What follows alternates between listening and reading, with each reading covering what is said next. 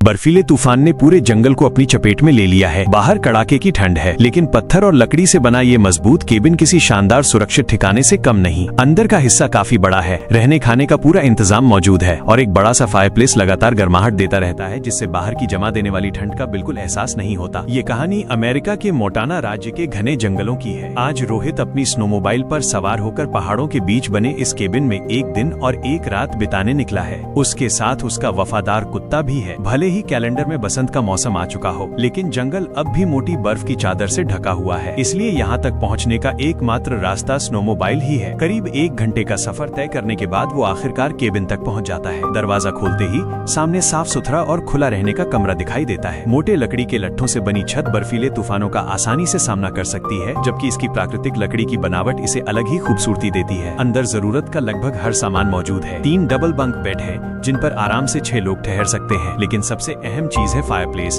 जो इस भीषण ठंड में जीवन रेखा जैसा है। उसके पास रखी सूखी लकड़ियां पूरी रात जलने के लिए काफी हैं और बाहर बने शेड में भी अच्छी खासी लकड़ी जमा है। सबसे पहले वो फायरप्लेस जलाता है ताकि केबिन गर्म हो जाए, फिर अपने साथ लाया सामान और पीने का पानी व्यवस्थित तरीके से रख देता है। रात बिताने की सारी तैयारी पूरी होते होते बाहर मौसम अचानक बदल जाता है। तेज हवाएं चलने लगती हैं और धीरे धीरे बर्फ गिरनी शुरू हो जाती है। दरवाजे के बाहर लगे लकड़ी के बोर्ड से पता चलता है कि ये केबिन साल 2008 में बनाया गया था। करीब 18 साल बाद भी इसकी मजबूती वैसी ही बनी हुई है, जो इसकी शानदार निर्माण गुणवत्ता को दिखाती है। कुछ ही देर में बर्फबारी और तेज हो जाती है। ऐसे मौसम में बाहर निकलने का कोई मतलब नहीं था, इसलिए उसने दोपहर का खाना बनाने का फैसला किया। फायरप्लेस की गर्मी पर पिज्जा धीरे धीरे पकता है और तैयार होते ही उसकी खुशबू पूरे केबिन में फैल जाती है। खाना खाने के बाद उसे अपना असली मकसद याद आता है, मछली पकड़ना। मौसम थोड़ा शांत होने का इंतजार करने के बाद वो स्नोमोबाइल लेकर नदी की ओर निकलने की तैयारी करता है, लेकिन जैसे ही वो रवाना होने वाला होता है, बर्फबारी पहले से भी ज्यादा तेज हो जाती है। कम होती विजिबिलिटी देखकर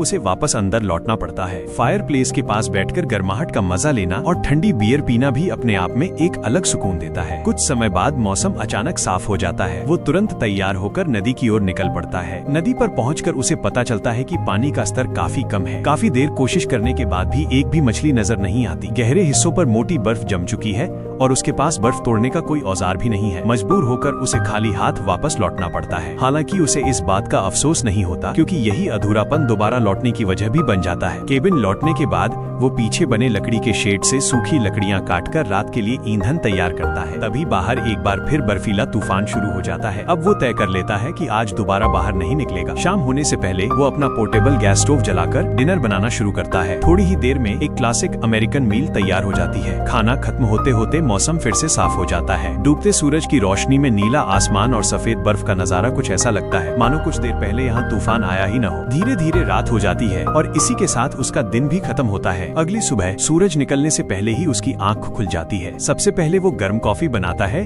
फिर अपना सामान समेटता है। दूर पहाड़ों पर सूरज की पहली किरणें सुनहरी चमक बिखेरने लगती हैं। मौसम बिल्कुल साफ है, इसलिए वो स्नोमोबाइल स्टार्ट करता है और इस यादगार एक दिन एक रात के केबिन एडवेंचर को खूबसूरत अंदाज में खत्म करते हुए वापस लौट पड़ता है।